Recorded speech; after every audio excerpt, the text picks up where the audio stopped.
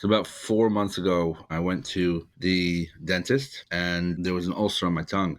That's Rabbi Yossi Ruddle. And they said, how long has it been there for? I wasn't very worried about it. They said, go get it checked out. 2 weeks later, Yossi Ruddle went for a biopsy. To my complete shock, it came back positive for oral cancer on my tongue. They scheduled surgery right away. The Ruddles had a newborn baby at home in addition to their other 4 sons and a community to support. And the high holidays were coming right up. The challenge was that this was in Elul, and I was going to come home right before Rosh Hashanah. So we had to pivot really quickly and make some decisions. Like what to do for holiday services. More than that, what would the effects of major oral surgery be on a man whose very life is teaching Torah and leading services? Would Ruddle even survive?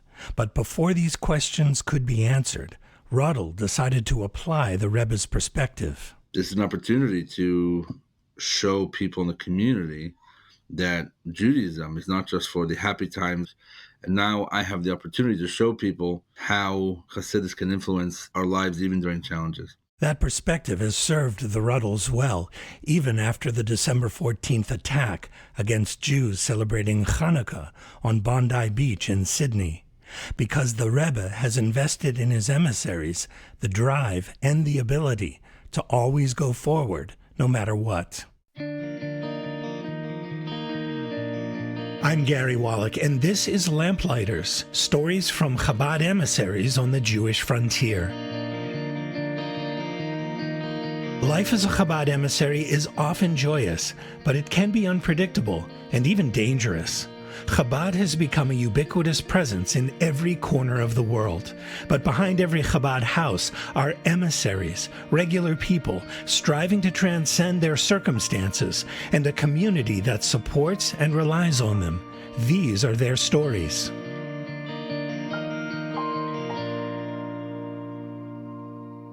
Back to our story in a moment, but first I'd like to tell you about a great opportunity.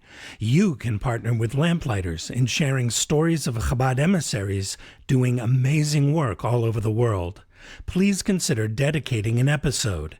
You can email us at podcast@lubavitch.com to explore dedication opportunities. That's podcast@lubavitch.com. You can also let us know how we're doing and about the shluchim you think we should consider for upcoming episodes. Please rate and review Lamplighters to make it easier for other podcast listeners to find us. Lamplighters is a project of Machne Israel, the social services arm of Chabad Lubavitch.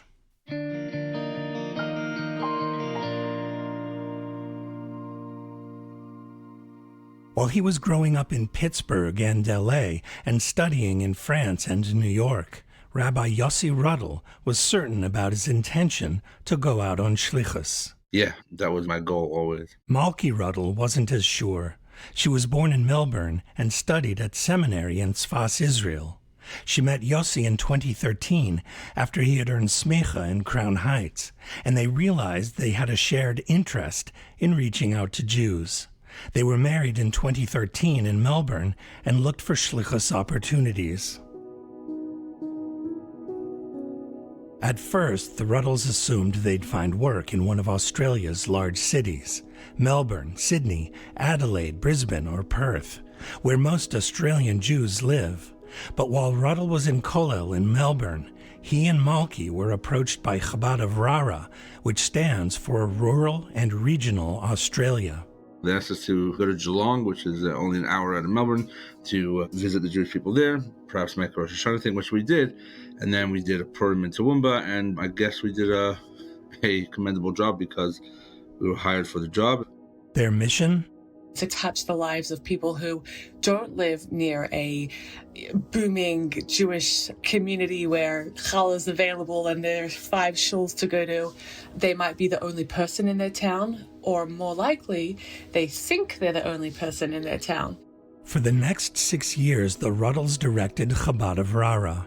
The job took them all over Australia in what they called their Rara tank, an elaborately decorated RV loaded with Shabbos candles, Jewish literature, anything to help another Jew do another mitzvah. I originally talked to them in 2021 about their work in Rara. And we just kind of roll up with the big, loud mitzvah tank that says, do a mitzvah and be Jewish with pride, and see who we can find. The Rabbi says that Mashiach will come when the well springs of Hasidut, when the well springs of Judaism are spread even into the farthest places, and that there isn't much out there that's considered further than Outback Australia. The Ruddles put the pedal to the metal and covered tens of thousands of square miles of Australian outback. They met isolated Jews in some very unlikely places. One story they love to tell is the one that began as they were being filmed for an episode of a documentary TV series called Untold Australia. In 2017, the Ruddles set out for Central Australia with a full film crew following them. We had 2 young kids at that point. It wasn't very ideal driving for hours and hours, and there was a schedule that had to be followed by the crew, by the director, and it was very stressful. The middle of Australia is desert. Very few people live there. Most likely, even fewer Jewish people live there. So we set off, and we were driving this big yellow mitzvah tank, and the first week and a half, we didn't meet a single Jew. Until they arrived in Alice Springs, a town of about 34,000 in the Northern Territory. To give you an idea of how isolated Alice Springs is, it's a 23-hour drive from Melbourne, but it does have a few shops. The Ruddles stopped at one to pick up some supplies. And when we got to the parking lot, our tank was too big. We couldn't park in the parking lot. We needed to park on the street. As we're walking down the driveway towards Kmart, I hear some commotion behind me, and I turn around to see this woman kind of waving her arms wildly and calling out to us. And as I turn, she barrels past me into the arms of my husband, gives him this massive bear hug, and then backs off and says, "Oh my gosh, I know I'm not supposed to hug a rabbi. I'm so sorry." And Malki's like, you know what's going on here? And she said, "I cannot believe that there's another Jew in town." And I'm like, "Hi, what's your name?" And she's like, "I'm Penny. I'm Jewish. I can't believe this. I just can't believe this." She can't believe that there's a rabbi. Penny told the Ruddles that she had grown up near Sydney in a loosely traditional Jewish family. She got married, and her husband's work took them all over the world. They even lived for a couple years in Saudi Arabia, where they had a son. Penny yearned for Jewish connection and welcomed the move back to Australia, but she ended up in tiny Alice Springs. And she said as time went on, she was getting more lonely. She was feeling more isolated. It was getting her down. She was starting to feel that she wasn't important as a Jew. And it got to the point where she cried to God, and she was like, "God, give me a sign that you actually care about this woman out in Alice Springs in the middle of nowhere. I haven't had much to do with my Judaism for so many years. Am I still important?" Penny told the Ruddles that when she spotted them, she saw that as an answer to her question. Here was God telling her, "You are important. You are special to me. You are a part of the Jewish people, and I'm going to show you that in the best way that I can." The Ruddles met with Penny in her home, but the film crew wasn't there to record it. We ended up going to visit her anyway and meet her son and let her feel like she's had that Jewish presence in her home.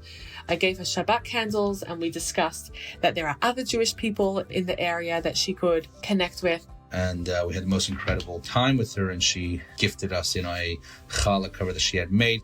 And we use that at every Shabbat meal that we do anywhere in Australia.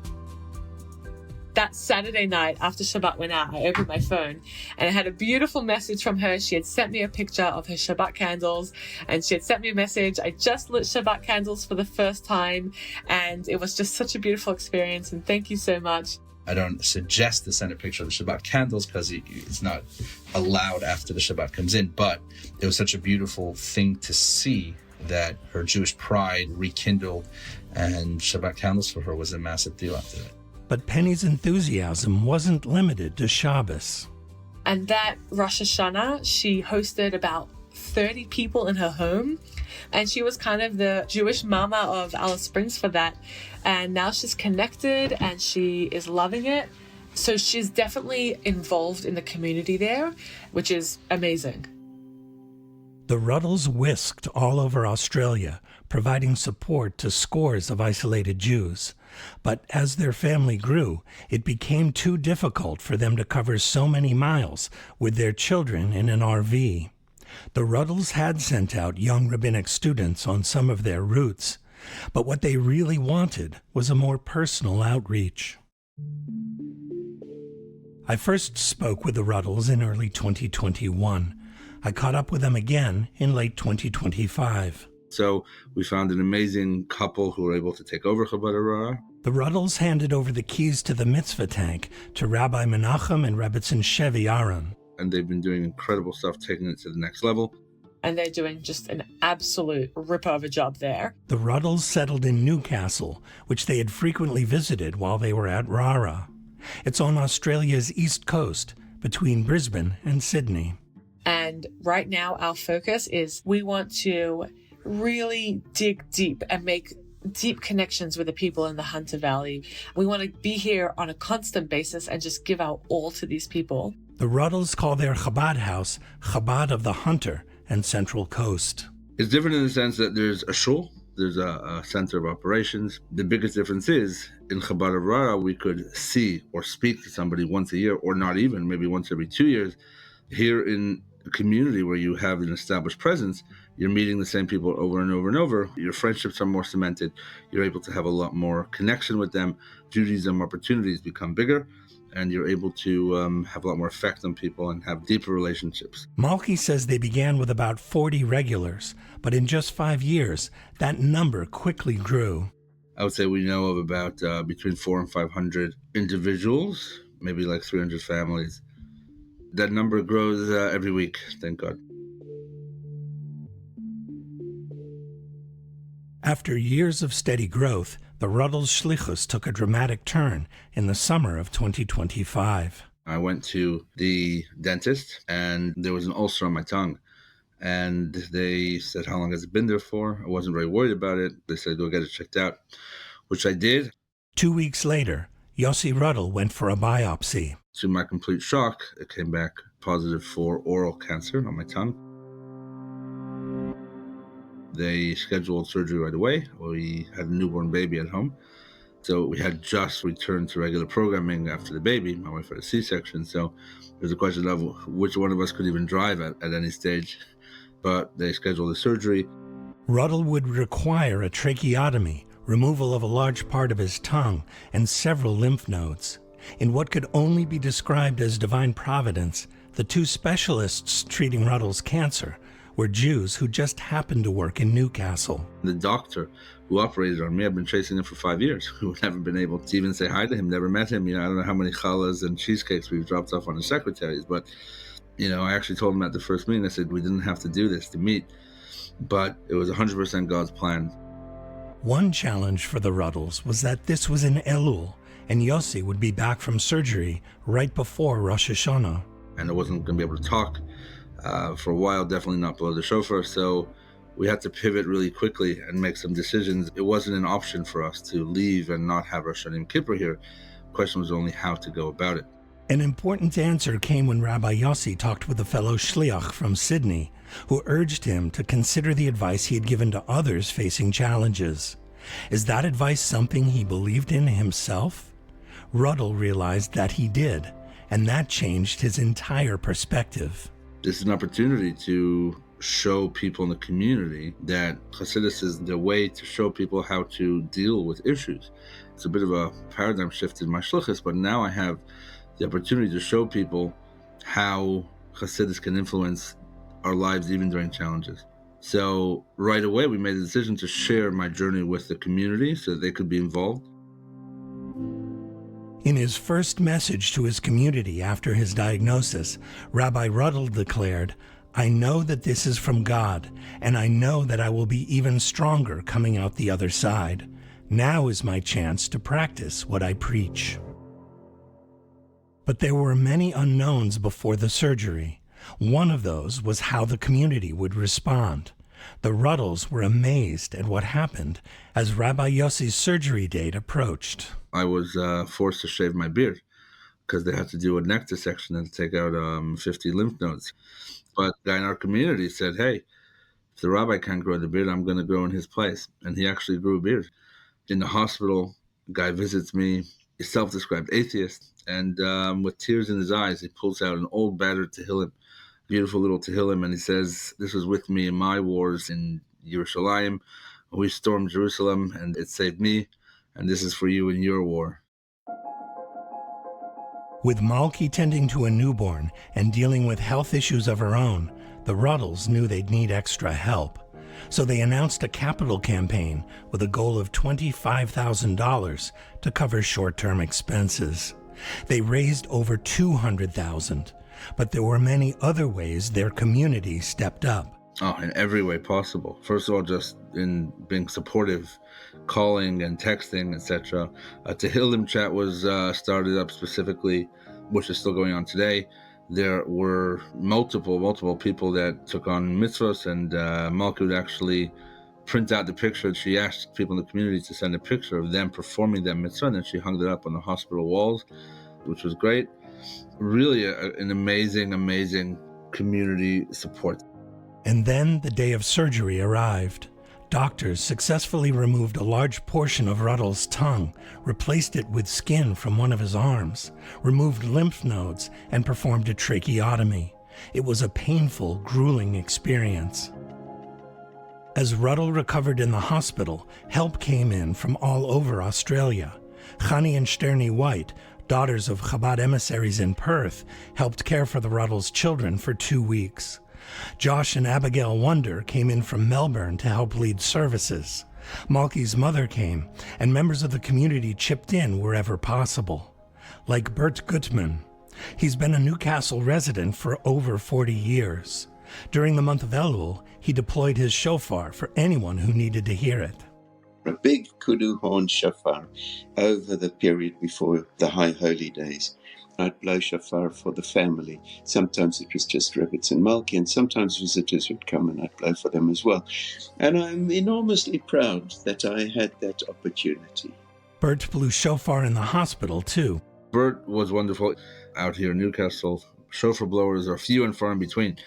So Bert trained himself in the proper blowing, and every day in Elul, he would come with his big kudu horn and he would blast the whole hospital down every day with the shofar, which is a wonderful thing.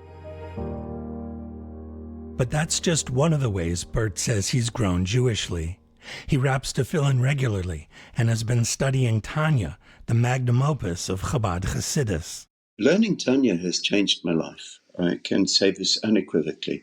Having Tanya in the last year has changed my spiritual and emotional outlook and has contributed enormously to my journey. And I'm enormously grateful for it. Bert was at the Ruddles' home for Rosh Hashanah services. He was prepared to blow shofar then, too, but he let the pros handle that. It was a wonderful service. Yossi was so happy to have come through his experience, to have his people around him, to be davening in his house. And I think he had a wonderful Rosh Hashanah and Yom Kippur. It was an interesting perspective, sitting together with the congregation and having someone else lead the services. Challenging. It's not easy for a rabbi who likes to talk to have someone else leading it, but I was able to, for the first time in a long time, concentrate more on my personal davening, not having to wonder, well, where's the congregation up to? Where's this person up to? I wasn't able to talk very clearly, but I was able to get some words out. At that stage, I was able to connect to people on a more individual basis, not having to lead everybody. So I was able to kind of see what things interested me. It was good to be able to gauge the crowd from being within the crowd. With the holidays in the rearview mirror, Yossi Ruddle is now dedicating his energy to the resumption of a normal schedule at Chabad of the Hunter. Baruch Hashem, it's been way better than expected. So we've got a few bruises, a few scars. We've got the neck scar here. We've got the tracheotomy scar. We've got some nerve damage. So That's also a work in progress, going to a lot of physios and speech therapists, etc. But my speech is getting very close to normal. It's been getting better every day. All in all, I consider myself to be over the issues. But there is what Ruddle calls a minor issue. During the surgery, doctors discovered that he has cancer of the thyroid, which he'll have removed at some point. And Malki is still recovering from serious migraines. She's doing pretty well. It's obviously a big struggle, but we're trying to adopt that perspective and continue with that perspective of nothing bad happens and everything happens for a reason, and trying to make it a growth opportunity. Specifically, Ruddle says he wants to be more helpful toward others who are going through difficult times. I don't know how I would have been able to go through it alone. I can't imagine if I didn't have a family or support system or community that was there for me, just sitting there in the hospital not knowing what's going on and not having anyone to lean on. So I think it's put me in a position to be able to become a better shliach, a better community leader, in terms of being able to appreciate and empathize with people who are lonely and don't know what the next step is going to be. For now, the Ruddles are running a children's camp, and they'll resume Hebrew school in January. Amazingly, Ruddle joined over 6,000 of his colleagues for November's Kinnis HaShluchim in Crown Heights. And it was an incredible thing to be able to go to the Kinnis and go to the oil, meet family, friends, and say thank you to all the people who really were there for me. And I came back with renewed energy. And right when I came back, we had a class the next day. That was the restart of the class, the first one in 4 months. And we're going strong, thank God. What about your beard? Has it made a comeback? It's almost back to where it was. It's back to its former glory. And what about the guy you mentioned before who grew a beard after you had to shave yours? He still has it till today. Yossi Ruddle says the Newcastle community has been struggling in the aftermath of the Sydney attack, which took place just a short 2.5-hour drive from their Chabad house. Ruddle was personally close to Rabbi Yaakov Halevi Levitin, one of the 2 Chabad rabbis murdered on Bondi Beach, and he's grieving all who lost their lives. But it's clear that he's applying the lessons he's learned from his personal ordeal to that as well. You have a choice of how to deal with a challenge. You have to see it for what it is. You have to change your perspective, because it's a growth opportunity. That's literally what it is. And you'll be able to meet the challenge head on with the right perspective, and you'll be able to overcome anything. Ruddle says recent support from Australians has been, in his words, incredible. A Newcastle vigil the Wednesday after the attack was attended by well over 1,000. The Ruddles say that since the attack, they've already met more than 10 people who want to be part of their community. And so their work goes on with the approach that they've always taken. How can we make Judaism more relevant to you? How can we make your Judaism feel more meaningful to you? Every person is precious. Every single soul is an important part of the Jewish population. We have God on our side, so we're doing good.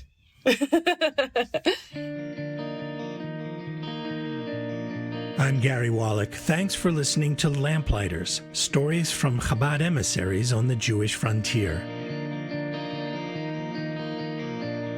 We welcome your questions and comments about what you've just heard on Lamplighters. Please email us at podcast@lubavitch.com. And if you know of a great story involving Chabad emissaries or the people they inspire, please let us know about them. That's podcast@lubavitch.com. To subscribe digitally to Lubavitch International Magazine or to receive it at your doorstep, please visit lubavitch.com/subscribe. Lamplighters is a project of Machne Israel, the social services arm of Chabad Lubavitch.